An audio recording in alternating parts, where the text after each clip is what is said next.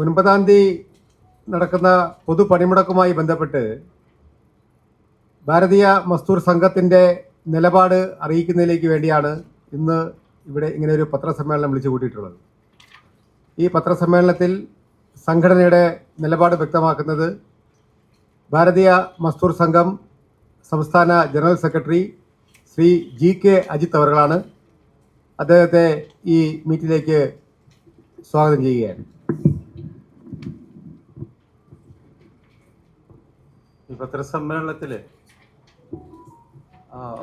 തിരുവനന്തപുരം ജില്ലയുടെ BMS ജില്ലാ president Rakesh ഉണ്ട്, KSRTC യൂണിയൻ്റെ സംസ്ഥാന ജനറൽ സെക്രട്ടറി അജയൻ, അതിൻ്റെ ഡെപ്യൂട്ടി ജനറൽ സെക്രട്ടറി പ്രദീപ്, അവരാണ് എന്നോടൊപ്പം പങ്കെടുക്കുന്നത്. ഇപ്പോൾ 9-ാം തീയതി കേരളത്തിൽ ഇടതുപക്ഷവും വലതുപക്ഷവും ഒരു ഭാരതീയ പണിമുടക്ക് പ്രഖ്യാപിച്ചിരിക്കുകയാണ്. ആ പണിമുടക്ക് അനവസരത്തിലും രാഷ്ട്രീയ പ്രേരിതവുമാണ്. അതുകൊണ്ട് BMS ആ പണിമുടക്കിൽ പങ്കെടുക്കില്ല എന്നുള്ള നിലപാട് അറിയിക്കുന്നതിന് വേണ്ടിയിട്ടാണ്, പൊതുസമൂഹത്തെ അറിയിക്കുന്നതിന് വേണ്ടിയിട്ടാണ് ഞങ്ങൾ ഈ പത്രസമ്മേളനം നടത്തുന്നത്. അതിനുള്ള കാരണം, രാജ്യത്ത് 1952-ൽ 44 നിയമം നിലവിലുണ്ടായിരുന്നു. അത് വെറും 7% വരുന്ന സർക്കാർ ഉദ്യോഗസ്ഥർക്കും പൊതുമേഖല പബ്ലിക് സെക്ടറിലെ ആളുകൾക്ക് മാത്രം ഗുണപ്പെട്ടതായിരുന്നു, വെറും 7%. പക്ഷെ ഇപ്പം വരുന്ന വേജ് കോഡും അതോടൊപ്പം സോഷ്യൽ സെക്യൂരിറ്റി കോഡ്, ഈ 2 കോഡും രാജ്യത്തെ മൊത്തം തൊഴിലാളികൾ ഏതൊക്കെ വിഭാഗത്തിൽപ്പെട്ട തൊഴിലാളികളുണ്ടോ എല്ലാവർക്കും ഗുണം ചെയ്യുന്നതാണ്. അതുപോലെ തന്നെ മുമ്പ് വെറും 7% ആളുകൾക്ക് മാത്രമായിരുന്നു മിനിമം വേജ് ഉണ്ടായിരുന്നത്.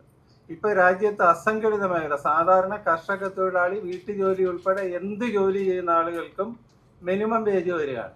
അപ്പൊ എല്ലാവർക്കും സെക്യൂരിറ്റിയും എല്ലാവർക്കും ശമ്പളത്തിന് സുരക്ഷിതത്വവും വരുന്ന ഒരു നിയമത്തെ, ഒരു കോഡിനെ എന്തിന് എതിർക്കണം?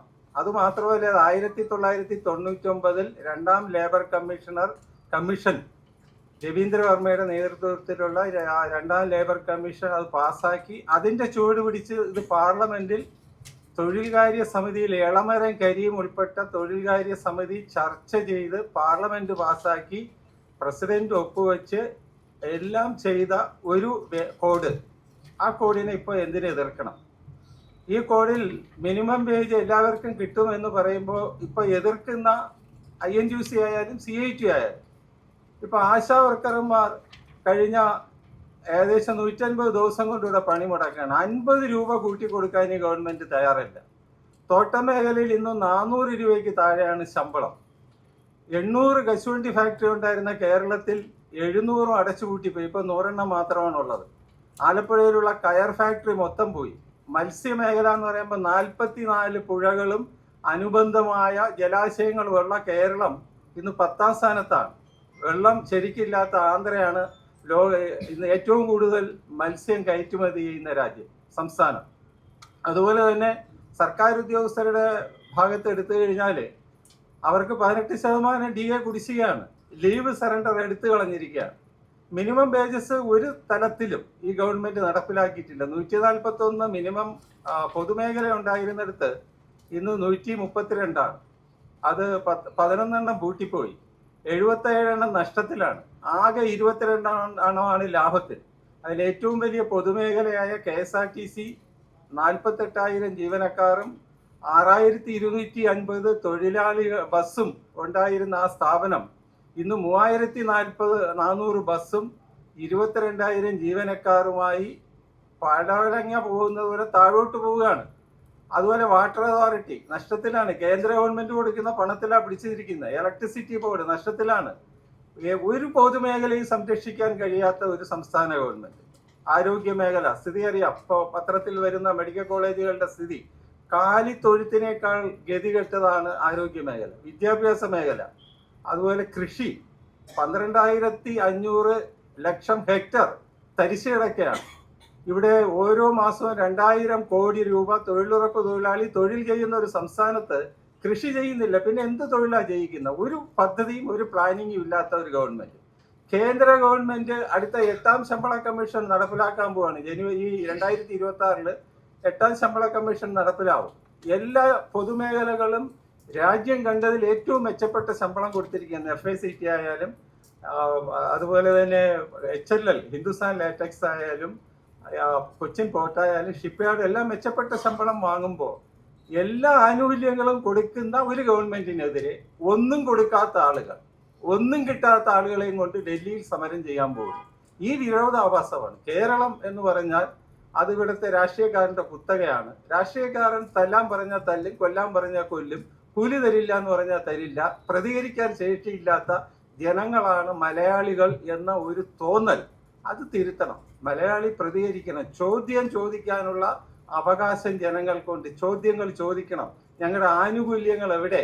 ഞങ്ങൾക്ക് ഇപ്പോൾ വളരെ ഗംഭീരമായി പറയുന്ന കേരളത്തിന്റെ വിദ്യാഭ്യാസം 40,000 കോളേജ് സീറ്റ് ഒഴിഞ്ഞു കിടക്കുകയാണ്.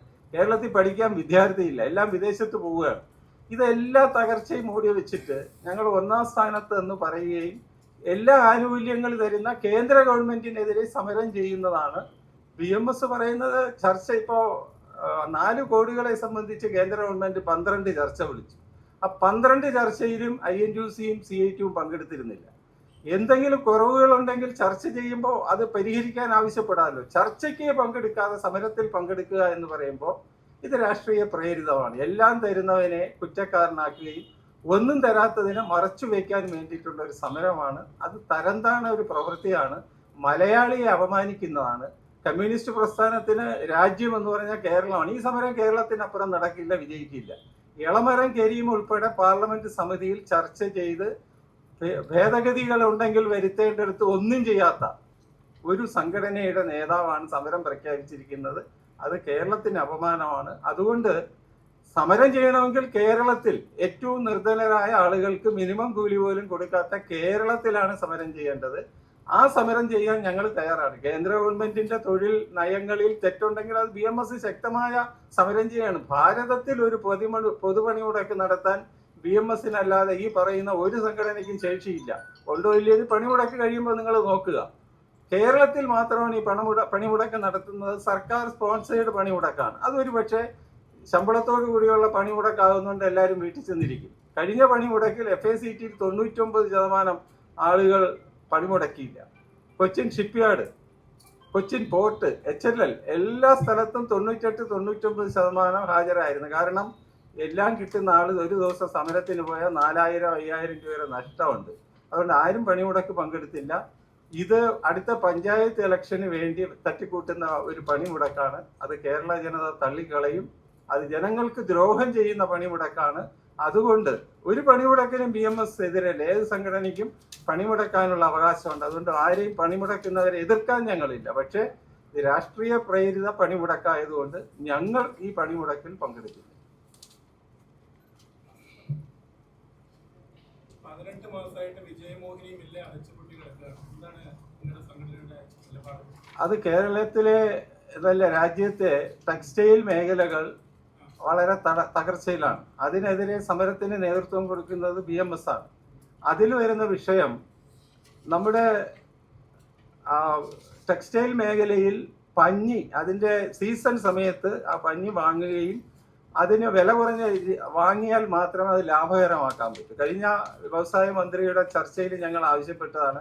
മറ്റ് സംസ്ഥാനങ്ങളിലെല്ലാം ലാഭകരമായി, ഗുജറാത്തിലെല്ലാം ലാഭകരമായി പ്രവർത്തിക്കുമ്പോൾ എന്താ കേരളത്തിലെ മില്ലുകൾക്ക് കേരള ഗവൺമെന്റ് മുൻകൈ എടുക്കാത്തത് എന്നുള്ളതാണ് ഞങ്ങൾക്ക് ചോദിക്കാനുള്ളത്. അത് കേരളത്തിൽ വ്യവസായ മന്ത്രിയോട് ആവശ്യപ്പെട്ടിരുന്നു. പഞ്ഞി ഉൽപ്പാദിപ്പിച്ച് വില കുറഞ്ഞു വരുന്ന സമയത്ത് സ്റ്റോക്ക് ചെയ്യാനുള്ള പണം നൽകിയാൽ അത് ലാഭകരമാക്കി മാറ്റാൻ പറ്റും. അതിനുവേണ്ട നടപടി ചെയ്യണമെന്നും ഞങ്ങൾ വ്യവസായ മന്ത്രിയോട് ആവശ്യപ്പെട്ടു. അല്ല, ടെക്സ്റ്റൈൽ മേഖലയിൽ സംസ്ഥാന ഗവൺമെന്റുകളും കേന്ദ്രവും ചേർന്നാണ് ചെയ്യുന്നത്. ആവശ്യമായ ഫണ്ട് ചോദിച്ചു വാങ്ങേണ്ടത് സംസ്ഥാനത്തിന്റെ കടമയാണ്. ആ ടെക്സ്റ്റൈൽ മേഖലയിലുള്ള വീഴ്ചയ്ക്കെതിരെ ശക്തമായ സമരത്തിൽ BMS ഉണ്ട്. ആ സമരത്തിന് നേതൃത്വം കൊടുക്കുന്നതും BMS ആണ്. എവിടെ വീഴ്ചയുണ്ടോ അത് തെറ്റായി കാണാനും അതിനെതിരെ സമരം ചെയ്യാനും ഞങ്ങൾ തയ്യാറാണ്.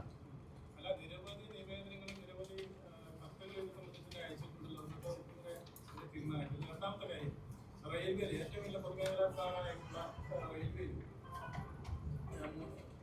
3.5 ലക്ഷം ഒഴിവുകളാണ് നികത്താനുള്ളത്. നികത്തുന്നില്ലല്ലോ. 7 ലക്ഷം കരാർ ജീവനക്കാരാണ് അവിടെ ജോലി ചെയ്യുന്നത്. എന്തുകൊണ്ട് അത് കരാർ തൊഴില് ഇന്ന് കേരളത്തിൽ 70% കരാർ തൊഴിലാണ്. സെക്രട്ടേറിയറ്റിൽ ഉൾപ്പെടെ ഗവൺമെന്റ് സ്ഥാപനങ്ങളിൽ എല്ലാം കരാറാണ്. കേന്ദ്ര ഗവൺമെന്റ് എന്നല്ല, രാജ്യത്ത് കരാർ നിയമം കൊണ്ടുവന്നത് 2005 നരസിംഹറാവുവിന്റെ കാലത്താണ്. ആ കരാർ തൊഴിലിനെതിരെയാണ് ഞങ്ങൾ. ഇപ്പോ ഈ ഗവൺമെന്റ് കഴിഞ്ഞ മോദി ഗവൺമെന്റിന്റെ കാലത്ത് രാജ്യത്ത് ഏറ്റവും കൂടുതൽ നിയമനം നടപ്പിലാക്കിയത് ഈ ഗവൺമെന്റാണ്. തൊഴിലാളികളുടെ എണ്ണം കുറയുന്നു എന്ന് പറഞ്ഞ മെക്കാനിസം വന്ന സമയത്ത് എണ്ണം കുറഞ്ഞിട്ടുണ്ട്. ഇപ്പൊ ബാങ്കിൽ മുമ്പുണ്ടായിരുന്ന ജീവനക്കാരെ ഇപ്പൊ ആവശ്യമില്ല. അതുപോലുള്ള കുറവുകളല്ലാതെ KSRTCയിൽ തൊഴിലാളി ഇല്ലാതെ ബസ് ഓടുന്നില്ല. ഏതെങ്കിലും ഒരു ട്രെയിന് ജീവനക്കാരനില്ലാതെ റദ്ദ് ചെയ്തതായി പറയാമോ? അല്ല, എന്റെ ചോദ്യത്തിന് അങ്ങ് മറുപടി പറയണം. ഏതെങ്കിലും ഒരു ട്രെയിന്, ഓരോ വർഷവും ട്രെയിനിന്റെ എണ്ണം, ഇപ്പോൾ റെയിൽവേയിലുള്ള വികസനവും മുന്നേറ്റവും നമുക്ക് എല്ലാവർക്കും അറിയാം. ഏതെങ്കിലും ഒരു ട്രെയിൻ ജീവനക്കാരുടെ എണ്ണം കുറവുകൊണ്ട് റദ്ദ് ചെയ്തു ഏത് ദിവസം ഏത് മാസം എന്ന് പറയാമെങ്കിൽ അംഗീകരിക്കാം. റെയിൽവേയിൽ ആവശ്യത്തിനുള്ള ജീവനക്കാരുണ്ട്, കൃത്യമായി റെയിൽവേ നടക്കുന്നു, ഓരോ വർഷവും അതിന്റെ എണ്ണം കൂടുന്നു, പുതിയ പുതിയ ട്രെയിനുകൾ വരുന്നു. ഒരു ട്രെയിൻ പോലും റദ്ദ് ചെയ്തിട്ടില്ല. പക്ഷെ KSRTCയിൽ 14,000 എംപാനൽ ജീവനക്കാരുണ്ടായിരുന്നു. അവരെ പിരിച്ചുവിട്ടു. അവരുടെ കണ്ണീര് വീണ ജലം ഇന്നുവരെ കേരളത്തിൽ നിന്ന് മാറിയിട്ടില്ല. ആ ശാപവും മാറിയിട്ടില്ല. ഇപ്പൊ പകരം ബദലി എന്ന് പറഞ്ഞൊരു സാധനം എടുത്തു വെച്ചിരിക്കുകയാണ്. അവിടെ ആവശ്യമുള്ള ജീവനക്കാരുടെ 1/3 പോലും ഇല്ല. മൊത്തം ജീവനക്കാരെ പോസ്റ്റ് ചെയ്യണമെന്നുള്ളതാണ് BMSന്റെ ആവശ്യം. അത് മാത്രമല്ല, ബദലി എന്ന് പറയുന്ന ഗതികെട്ടൊരു ജോലിയാണ്. വെറും 700 രൂപയ്ക്കാണ് വാഹനം ഓടിക്കുന്നത്. ആവശ്യമായ ജീവനക്കാരെ എടുക്കണം, മൊത്തം ബദലി ജീവനക്കാരെ സ്ഥിരപ്പെടുത്തണം എന്നുള്ളതാണ് BMSന്റെ ആവശ്യം. പക്ഷെ ഓരോ ദിവസവും ബസ്സുകൾ റദ്ദ് ചെയ്യുന്നുണ്ട്. കേന്ദ്ര ഗവൺമെന്റ് ഒരു സ്ഥാപനത്തിൽ പോലും ജീവനക്കാരുടെ കുറവ് കൊണ്ട് ഒരു നഷ്ടവും ഇന്നുവരെ ഒരു തടസ്സവും വന്നിട്ടില്ല. അങ്ങനെ വന്നാൽ BMS ഇടപെടും. അതുകൊണ്ടാണ് ചോദിച്ചത്, റെയിൽവേയിൽ ഒരു ട്രെയിനെങ്കിലും റദ്ദ് ചെയ്തിട്ടുണ്ടോ? ഉണ്ടെങ്കിൽ പറയുക. പക്ഷെ KSRTCയിൽ ഓരോ ദിവസവും 400-500 ഷെഡ്യൂൾ റദ്ദ് ചെയ്യാണ്, ആളില്ല. അതും എംപാനലിനെ വെച്ചിട്ടാണ് ജോലി ചെയ്യുന്നത്. 6300 ബസ് ഉണ്ടായിരുന്നിടത്ത് ഇന്ന് 3400 അതിൽ 1400 ബസ് 15 വർഷം കഴിഞ്ഞതാണ് ഇപ്പൊ കണ്ടം ചെയ്യും. പിന്നെ 2000 ബസ്സാവും. മറിച്ച് ട്രെയിന് നമുക്ക് എല്ലാവർക്കും അറിയാം, മുമ്പ് തിരുവനന്തപുരം റെയിൽവേ പാളത്തില് നമ്മൾ ചെന്ന് കഴിഞ്ഞാൽ മഴക്കാലത്ത് ആ പാളം ഒന്ന് കണ്ടാൽ പിന്നെ 10 ദിവസം ഭക്ഷണം കഴിക്കില്ല. അത്ര വൃത്തിഹീനമായിരുന്നു. ഓരോ ബാത്റൂമും നമുക്കറിയാം. ഇന്ന് ഇത്രയും വൃത്തിയായി, ഇത്രയും സുരക്ഷിതത്തോടുകൂടെ, ഇത്രയും മോഡേൺ ആയിട്ടുള്ള ട്രെയിൻ രാജ്യത്ത് നടപ്പിലാക്കുമ്പോൾ അതിനെ കുറ്റം പറയുന്നത് രാഷ്ട്രീയ പ്രേരിതമെന്ന് പറയാതിരിക്കാൻ പറ്റില്ല. കാരണം നല്ല രീതിയിൽ ചെയ്യുന്നതിനെ അംഗീകരിക്കുക, എല്ലാം രാഷ്ട്രീയ കണ്ണോടെ കാണരുത്.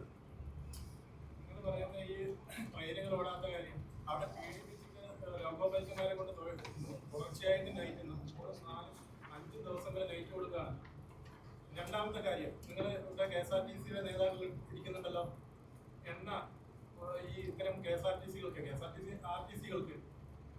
വില കുറച്ച് കൊടുക്കുന്ന ഒരു ഇതുണ്ടായിരുന്നു. നിങ്ങളുടെ സർക്കാർ വന്നപ്പോൾ വില കൂട്ടുകയാണ് ചെയ്തത്. നിങ്ങളുടെ സംഘടനകൾ പ്രതികരിച്ചിട്ടില്ലല്ലോ. അത് അങ്ങേക്ക് കിട്ടിയ അറിവ് തെറ്റാണ്. രണ്ടാമത്തെ കാര്യം, മൂന്നാമത്തെ കാര്യം, നിങ്ങളുടെ ഇടവരും കരിയും പിന്നെ അവിടെ ഇടപെട്ടില്ല എന്ന് പറഞ്ഞു. അദ്ദേഹം എഴുതി കൊടുത്ത നിരവധി തൊഴിൽ സംരക്ഷിച്ചുകൊണ്ടുള്ള ഒരുപാട് ഭേദഗതിയുണ്ട്. നിങ്ങളുടെ പിന്നെ ഈ കമ്മിറ്റി അത് അംഗീകരിച്ചിട്ടില്ല. പിന്നെ നിങ്ങൾ എങ്ങനെയാണ് KSRTCയില് 5200-ലധികം ബസ്സുകളാണുള്ളത്, നിങ്ങൾക്ക് എങ്ങനെയാണ് 3600 എന്നുള്ള കണക്ക് കിട്ടിയത്? ഞാൻ അങ്ങയെ വെല്ലുവിളിക്കുകയാണ്. അങ്ങയുടെ കണക്ക് ശരിയാണെങ്കിൽ ഞാൻ ഈ പണി നിർത്താം. പക്ഷെ എൻ്റെ കണക്ക് ശരിയാണെങ്കിൽ വേറെ ഒന്നും പണിയൊന്നും നിർത്തണ്ട. സത്യസന്ധമായ ഒരു പ്രസ്താവനയെങ്കിലും പത്രത്തിലൊന്ന് കൊടുത്താൽ മതി. 6250 ബസ് ഉണ്ടായിരുന്നു. പറഞ്ഞോട്ടെ, അങ്ങ് പറഞ്ഞത് ഞാൻ കേട്ടല്ലോ. അത് 44,000 ജീവനക്കാരുമുണ്ട്. ഇപ്പോൾ 22,000 ചില്ലുവാൻ. അതുകൊണ്ട് ഓരോ ദിവസം റിട്ടയർഡ് ആവുന്നുണ്ട് വ്യക്തമായി പറയാൻ പറ്റില്ല. 23,000 താഴെ ജീവനക്കാർ.